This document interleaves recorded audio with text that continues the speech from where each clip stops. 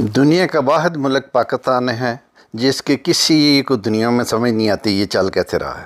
تو میرے خیال میں تو یہ اللہ توکل چل رہا ہے، نہ یہ چل رہا ہے، نہ اس کو کوئی چلا رہا ہے، نہ کسی نے چلانے کی کوشش کی ہے۔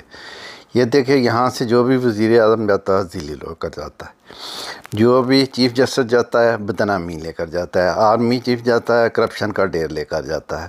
تو جب کرسی پہ یہ بیٹھے ہوتے ہیں تو میڈیا ان کو ہیرو بنا دیتا ہے، اور جب یہ کرسی سے اترتے ہیں تو یہ زیرو ہو جاتے ہیں۔ تو یہ ملک ہے، جب تک ہم کسی لیڈر کی قدر نہیں کریں گے،